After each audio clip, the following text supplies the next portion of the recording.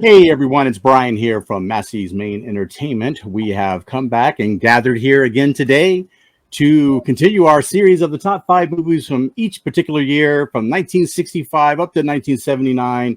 And we have landed square here on 1977.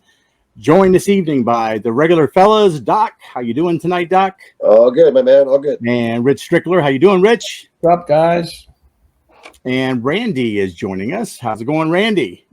Big trip to see the Museum of Bob Dylan, I hear, right? Yeah. A while back, but yeah. Yeah. All right. So anyway, we're back here. We're going to do our top 5 videos from 1977. We do this around the horn style. So what we do is we go 5, 5, 5, 4, 4, 4, 3, all the way down, counting down to number 1.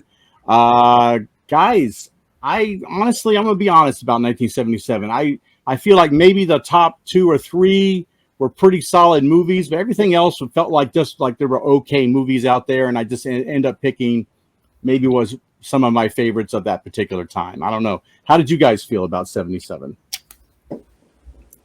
I'm agreeing that it was one of the lesser years of the decade of the 70s, but still some favorites, some landmark films, couple, and entertaining, but it's not as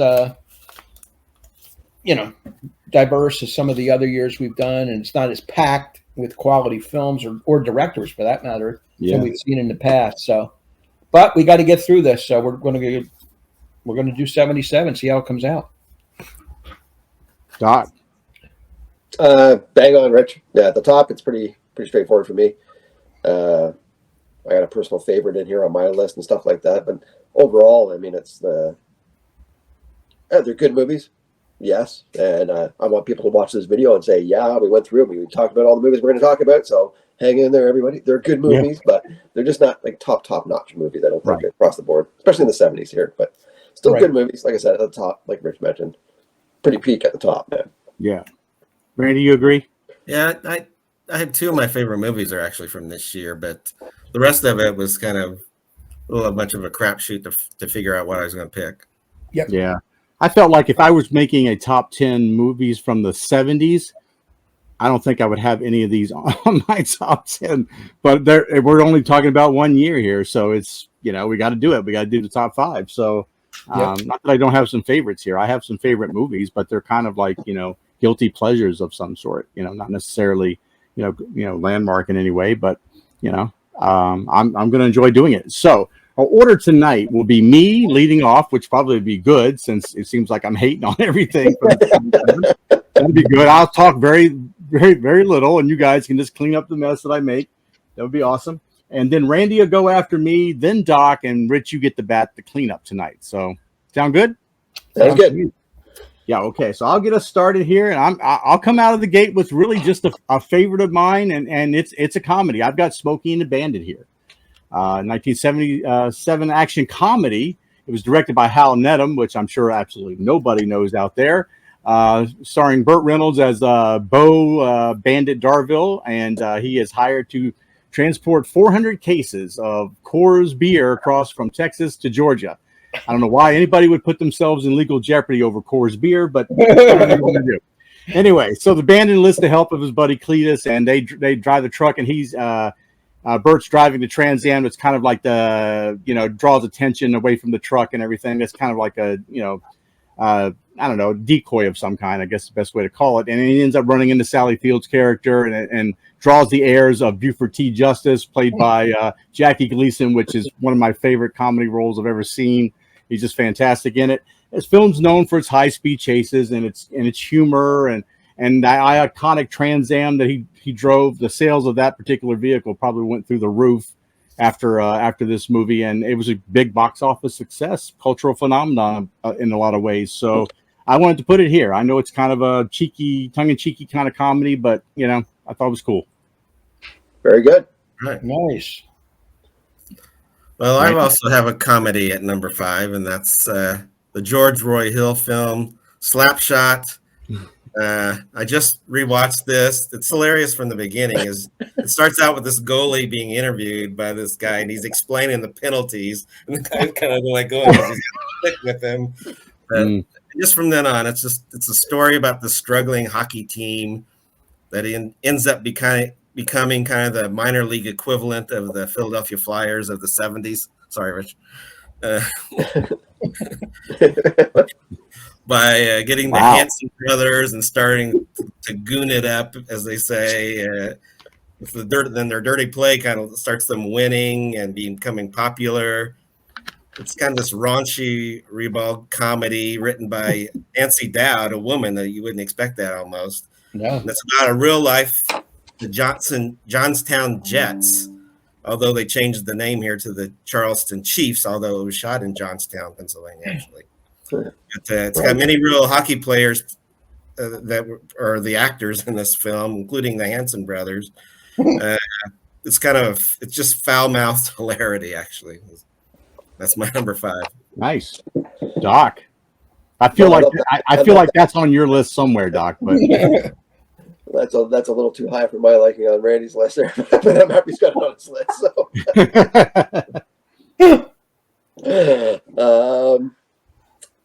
man, I really debated on number 5. I'll say that right out of the gate. So, do I go with like what I think is the better movie, or go with the one that I think has just got the campiness and everything else? So I'm going with the campiness in some senses, but I'm going with the Gauntlet at number 5 for me.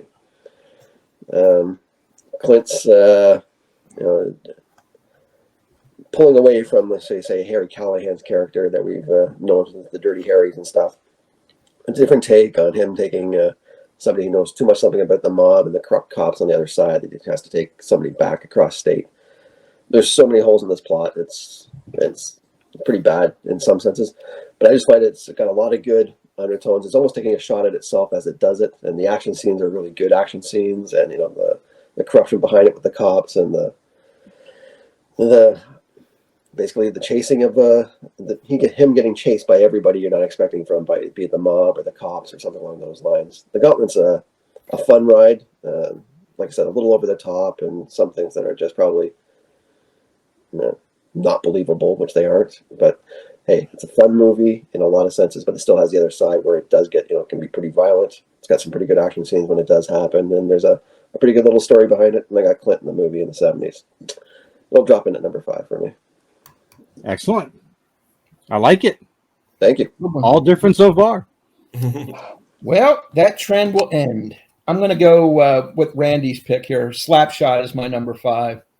A pretty darn good Paul Newman role, too, for later in his, I guess he was in early 50s at the time. Plays that wily veteran player coach, minor league hockey. Randy's right, it's raunchy, profane, but hilarious at the same time. There's so many funny scenes, you can't name them all. I think it's the best hockey movie I've ever seen, given that it's a comedy. I mean, it's not straight up like the Olympic one that they came out with later with Kurt Russell and stuff. But I love this film. The Hansons putting on the foil and, that kind of thing. Ogie Oglethorpe's, wielding the stick and somebody.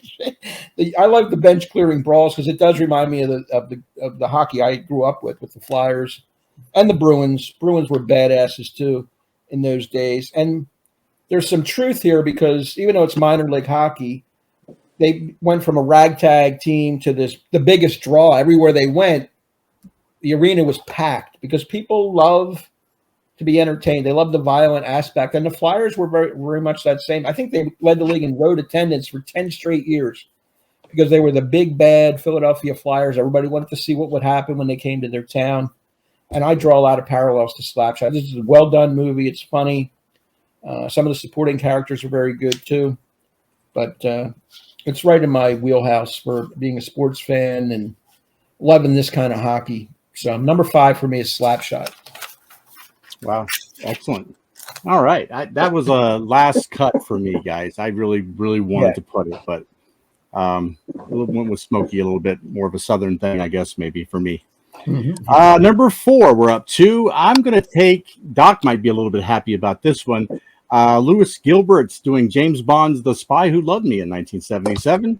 This is like my favorite Bond guy is Roger Moore. So, and this is my favorite Bond movie. So, this is the story where he teams up with the Russian agent Anya Amasova, as played by Barbara Bach. Nice. Very early. and very nice in This a is lot of Ringo ways. A lot of ways. And to investigate this mysterious disappearance of some submarines, and the villain, Carl Stromberg, classic Bond villain, is awesome, aims to trigger the global apocalypse and create this underwater utopia. It has that couple iconic moments like the Lotus Spirit car transforming into the submarine. That was kind of a big thing. And it has my favorite Bond theme song, And Nobody Does It Better, obviously, which actually calls out to the actual title of the film. Spy Who Loved Me, guys. I mean, I don't have very many Bond movies that that I talk about a lot, but this is my favorite one, so it had to make my top 5 for this year. All right. Good one. Well, my number 4 is going to be one probably nobody has. And I discovered this through the Criterion Collection. And it's a film by a filmmaker from Belarus, Larissa Shepitko, and it's called The Ascent. It's in Russian. It's an amazing film set during the Second World War, focusing on these 2 Soviet soldiers that are fighting against the occupying Nazis. And these two people go searching for food for the company in this terrible winter conditions, and then they get captured. And it's kind of a story about conscience and betrayal and what you would sacrifice to survive. It's shot in this kind of glorious black and white with this white snow, kind of adds to the remarkable contrast in the photography. It's pretty amazing.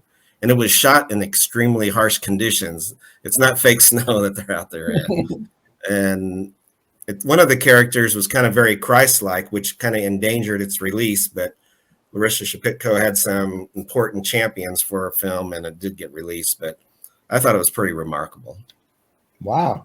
Good. All right, I got to check it out. I've not heard of it. I haven't not have heard of it, and I'm surprised that more people aren't talking about it. Yeah. Almost 50 years later. Interesting. I got to check it. I got to check it out. I'll look for that. Yeah. You were right, Randy. None of us have that on our list. You struck all 3 of us out on that one. We haven't gone through it all yet, but I'm going to go out on a limb there. So my number 4. My number 4 sounds like Brian, you're number 4, buddy. I got The Spy Who Loved Me here too, buddy. So there we go. Yeah, I mean, you're right, man. This is for a franchise that has a lot of really good movies, good action, good everything. Bond, a classic franchise in a lot of senses, in the movie sense. Right up towards the top, man. Spy Who Loved Me's got everything, right? The skiing scene to open the whole beginning of the movie or whatever, and like you talked about, the Lotus and the underwater and the submarines and missiles. Yeah. It's got every kind of gadget you can throw into a Bond movie happening in this flick all at the same time.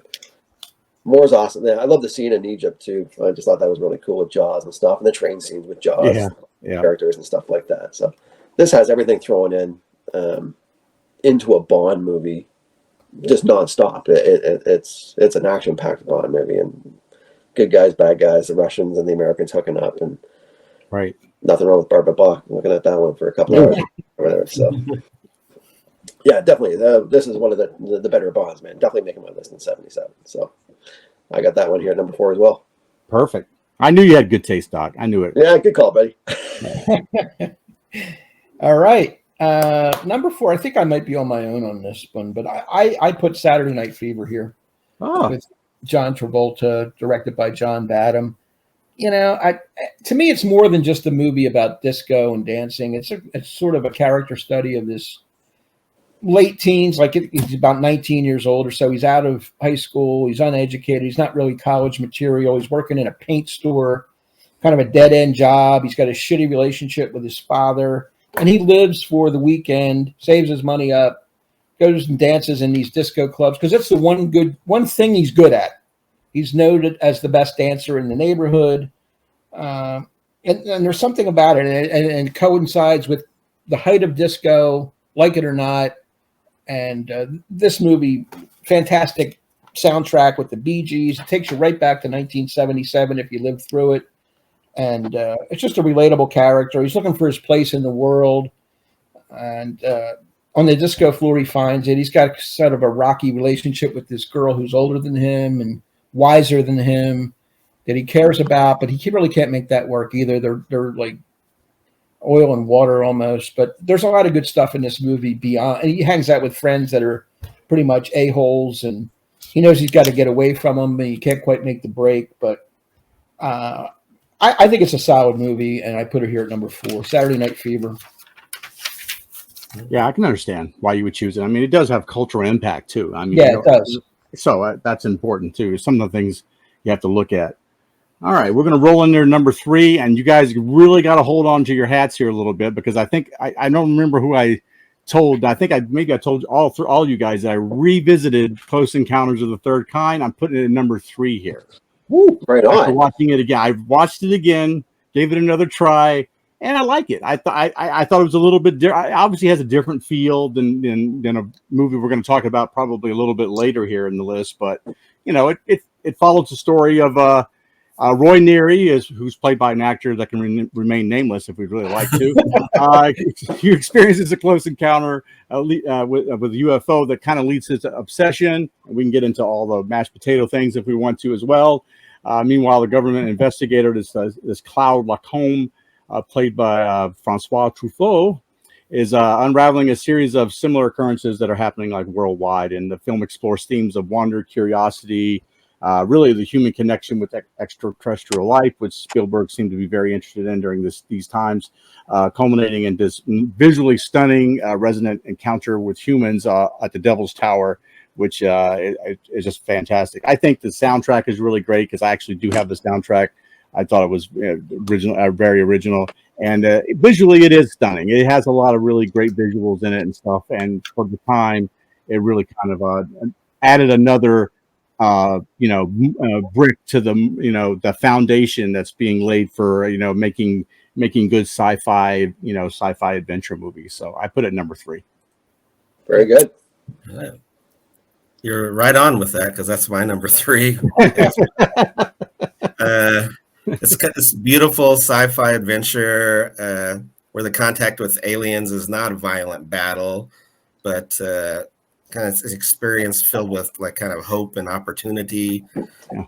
One of the best things about the film is the sense of wonder that it creates. You can see it in the characters as they like see the UFOs and everything and see the big spaceship. It's kind of says, what would it be like for benevolent aliens to make contact with our world? How would it be done? Well, Spielberg kind of shows us a possible way. It's just great filmmaking. Yeah. Well, I agree. I mean, outside everything else, I'll do my number 3 now. But I can't believe you talked that way about Hooper on your go there. That was pretty harsh. My number 3. I think Randy's had it, and I think Rich has had it. Yeah, I got Slapshot here, man. There's no getting around this. I knew it. Yeah, this is right up on my list, man, of all-time best comedies ever. This is right there. This is my kind of flick, man. I don't know what to tell you. I love this movie. Yeah, it's Paul Newman saying things you never thought you'd hear Paul Newman say. It's it's Guy foul-mouthed, awful, violent as hell, monkey wrenches in, hitting in people, Dave's a mess, putting the foil on. There's so many quotes I can come out of. I could be here all night doing this. But Slapshot is everything that Randy did the quick synopsis of the Industrial Sound Chiefs. About almost a minor league hockey team going under, and Right. the owner kept looking to maybe move and stuff, setting them up in Florida, and that's what you want to hear Mo talking about Florida. Listen to Mo during Slapshot. You'll find out what he thinks of Florida. So. There's some great scenes in that movie, and every scene has something humorous in it with the Hansons and all their characters. They're just classic, from the opening scene of doing the fashion show all the way to the end. So, Nancy Dowd wrote it. It's based loosely. Oglethorpe's is based on her brother, actually. So, Oh wow. It's to me, it's just one of the all-time great comedies, man. I don't know what to tell you. I love Slapshot. So, yeah, definitely making my list, and it's pretty high on my list too. Awesome. I forgot to shout out Strother Martin in there. He's hilarious as well. Fantastic. I told you, Doc. A lot of movies begin with S in '77. So keep going. This is true. That's true. And I have one of mine at number 3, Star Wars. I know you guys will have it higher, and that's fine. Right. But some movies are just so iconic that they're hard to ignore. Even though this is not my type of movie, it has to be recognized as one of the top of 1977. Groundbreaking classic. It's well made in every technical aspect. The John Williams soundtrack, unbelievable. It's just a masterpiece of escapism and entertainment. If you want to get away from the world for a couple hours, go watch Star Wars, and you're transfixed to a different area. And Harrison Ford, again, this put him on the map. He took the ball and ran with it. He became a megastar. Really, he's probably the third lead in here after Mark Hamill, Carrie Fisher, and Harrison Ford. And he somehow propelled himself to be. He got great roles after this. Mark Hamill didn't get great roles after this. Carrie Fisher was mostly a voice actor after this. Mark and somehow Harrison Ford had the look and the persona to be a major film star, and it all comes really from Star Wars, where he had an opportunity. Of course, George Lucas is director, and if I were 10 years younger, it might be my number one, but I was a little bit older when this came out. I've talked about this before, and I like two films this year better, so that's why it's number 3, Star Wars, A New Hope. Excellent. Yeah, I'm sure we're going to be talking about that as we move along here. Yeah, I'll leave some room for you guys. Yeah, okay. Along those same notes, I'm going to try to leave a lot more room here because I know that this movie is really important to Rich. I'm sure it's, if I had to guess, I think it would be near the top. But I've got Annie Hall at number 2 here. Woody Allen's romantic comedy that's, really, I think, it's critically acclaimed and, won Academy Awards, won Best Picture, won Best Director. I think it's popularization of like the style that even like Diane Keaton wore in there, became like really prevalent. Just like one of those stylistic masterpieces. I'll let Rich go into the narrative a little bit more, but I think it's an important film. It's maybe maybe after Mighty Aphrodite, it's probably my favorite Woody Allen film. I know that seems like that's completely weird. It's like 25 years difference probably between the films. But Annie Hall is a really good film. I have it at number 2. That's pretty good. Yeah. Well, that is my number 2 as well. I had a hard time figuring out what I was going to have as number 2 or number 1. I went back and forth, but I ended up putting Annie Hall here.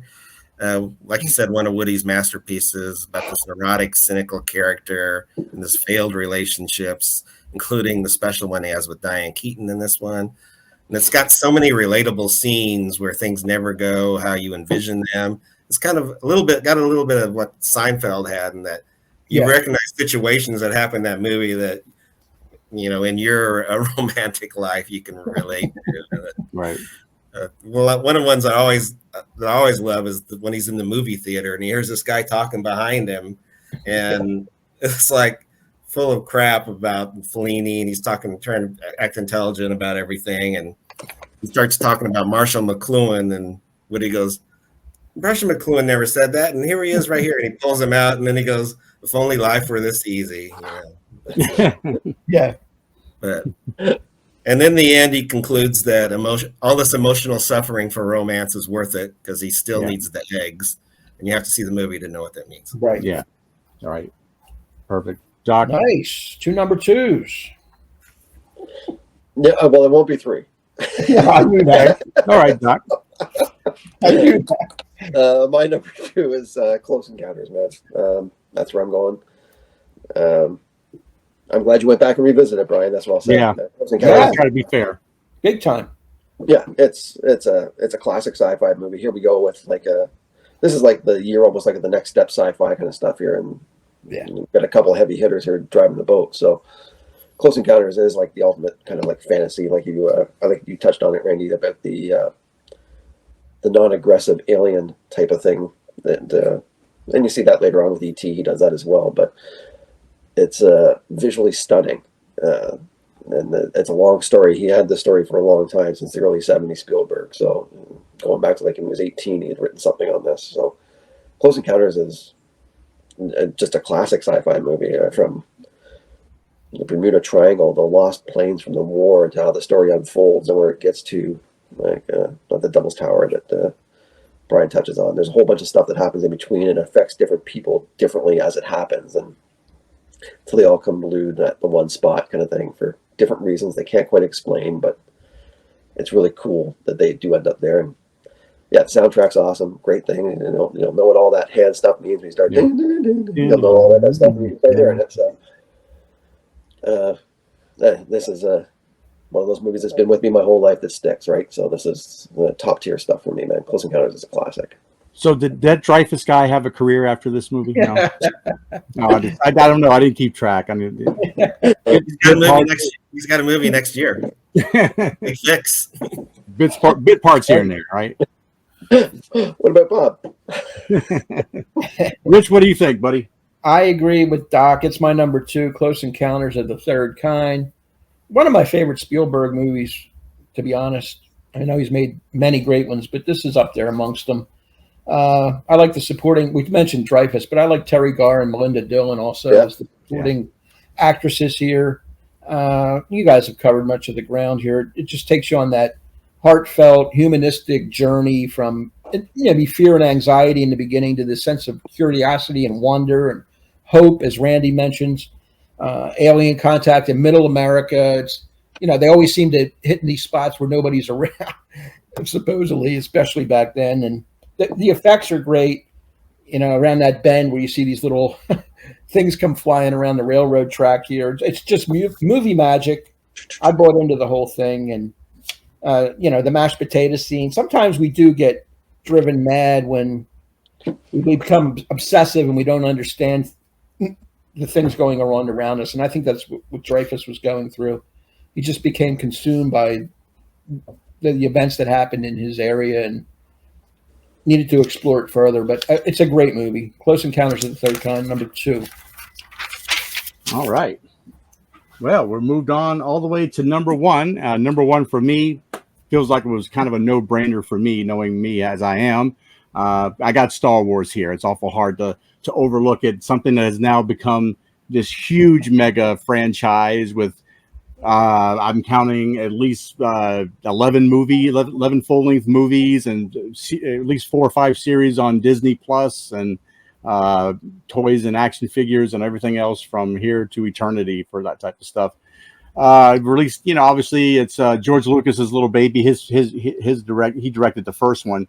He brought in for the subsequent sequels for like Empire Strikes Back. He brought in Lawrence Kasdan to help him write that one. But this was kind of all his baby. Like Rich said before, it put Harrison Ford way up there as a megastar. It did give Mark Hamill a career. I don't know whether the young guy would have had a career necessarily without it. Alec Guinness, when he offered the role, he was very skeptical about it, but he did agree to take it. But he said he didn't want necessarily a salary. He wanted 5% of whatever the box office was going to be because he didn't think it was going to make much.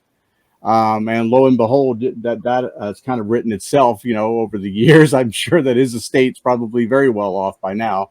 But the tale is essentially young boy, gets pulled into this big galactic war between the rebels and this evil empire, and runs into some dark forces along the way and learns how to use the force, this magical thing that some beings possess and others do not. This one was called The New Hope, even though it was 4th in the actual story of Star Wars. It was the first one obviously released. So great movie. It had to be touched upon. I think it had to be number 1 on my list because of how much resonation it had throughout history as far as sci-fi filmmaking and visual effects and the whole shebang. It just reinvented everything that about that particular genre. So. Yep. All right. That is my number 1 as well. It's been called kind of a Western in space, but it was really an under the radar film. It didn't have a huge release when it first came out, but word of mouth spread so much that it's one of those that, it was word of mouth because, it wasn't the internet and everything back then, and it just become this huge phenomenon. And watching it again after all this time, it still has kind of the same, it has the action, the humor. Maybe it doesn't have the special effects we're used to, but they were amazing back in those days. Mm-hmm. And it seems even though there's better special effects now, a lot of them don't have the charm of the original, I didn't think. And it's this wild ride, has one of the best villains in Darth Vader, and all the kids wanted to have a lightsaber just like Luke Skywalker. Yeah. Like I mentioned before, it's really more than the sum of its parts. More than a movie. It was a phenomenon, and I was one of those that waited in line around the block to go see it. Yeah. At the time it became so popular. Yeah. I remember, yeah, I remember the same thing. I actually had nightmares after seeing Star Wars for the first time as a kid. Yeah, Really? the little Jawas scared the crap out of me. Yeah, that was crazy. How many Halloween costumes were spawned from that movie Oh, through the years? absolutely. How many Darth Vaders roaming around on that Vaders, Halloween, right? Jawas, Chewbacca's, Yeah. everything, lightsabers, the whole 9 yards. Yep. Mega. Doc, what do you think? No, it's Star Wars, man. I'm not going to sugarcoat this thing, man. That's the best movie of '77 to me. This is groundbreaking. It's especially at my age. Brian, we're the same age, so this means a lot to at least us, and Randy obviously meant a lot to you, and you followed it the same way. So, yeah, this is the ultimate fantasy movie, man, in space, and the battles, the ultimate villain in Darth Vader, and let's face it, has a lot of. You can almost look at it as like, the good is, the U.S. and the bad is the Germans during the war kind of thing. It's got that vibe to it, right? So the Empire and the Imperials and the rebels. So it's the ultimate underdog taking against the evil Empire, and lightsabers and hyperspace and Wookiees and just a fantasy land that's spawned us for the last close to 50 years. It's one of the most incredible stories on film for fantasy ever, and it's Close Encounters has been with me my whole life. This has been with me just a little closer to the heart, man. This is an easy number one for me, man.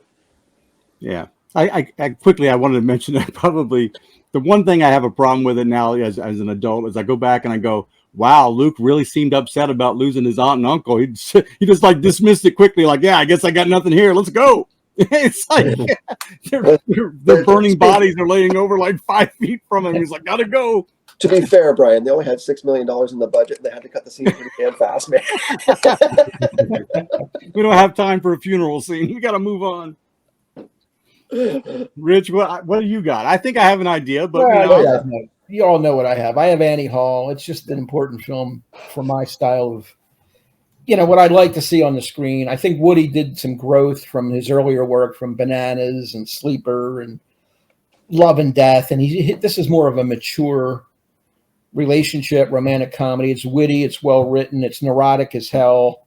All the characters in here are neurotic, and like Randy said, Seinfeld would later carry the torch for some of that stuff. But I love it's a autobiographical in a lot of ways, where he grew up. He takes you through flashbacks of him growing up, living under a roller coaster, and he's all neurotic and shaky and that kind of thing. And then he goes through his laundry list of girlfriends that he's had through the years and why those relationships didn't work out necessarily. And at the same time, he's giving you these pop culture references, like he's obsessed with the JFK assassination, and he's talking about, well, the grassy knoll and the book depository. He's giving you all those things that we all think about that are that age. He's playing a stand-up comedy in some flashbacks too, where he meets one of his girlfriends, and there's a cocaine scene where Diane Keaton and him are hanging with Paul Simon, who's a musician in real life, and the coke goes all over the place. And it's just funny that he's that jumpy. That's a little slapstick stuff thrown in for his old fans. But and then a psychiatrist. They both see shrinks, and there's a split screen where they're talking about sex, and the shrink asks Woody, how often do you have sex? Well, hardly ever, 2 or 3 times a week.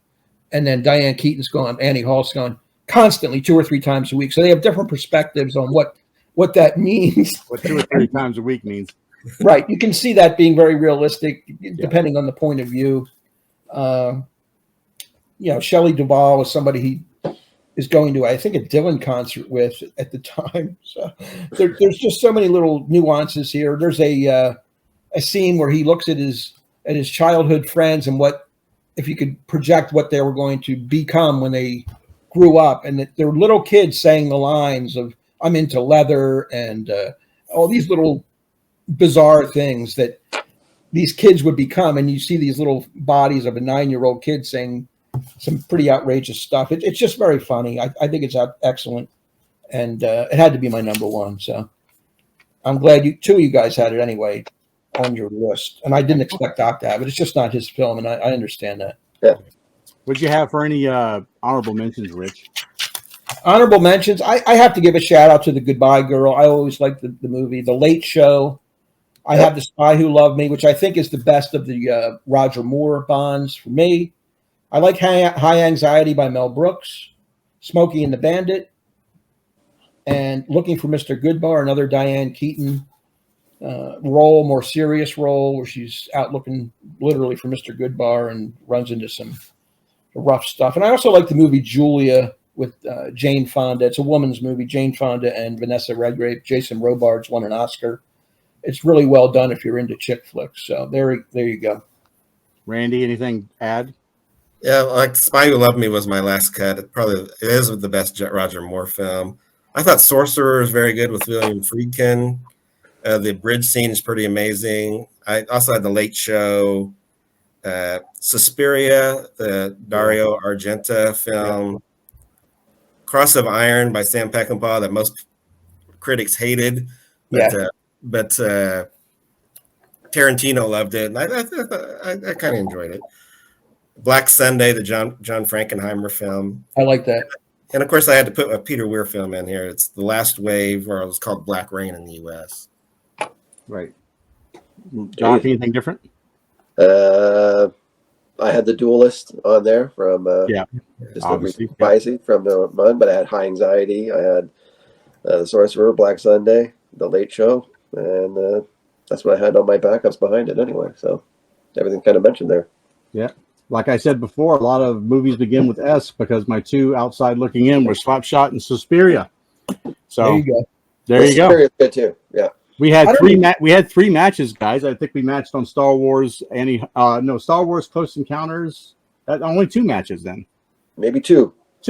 And 9 total movies. So I really thought somebody would have Eraserhead. Didn't that come out in 70? I never saw it. I mean, I like David Lynch, but that's a little even too odd. That's a little too far for me. Yeah, I haven't seen it, so I can't comment. But I know people either love it or hate it.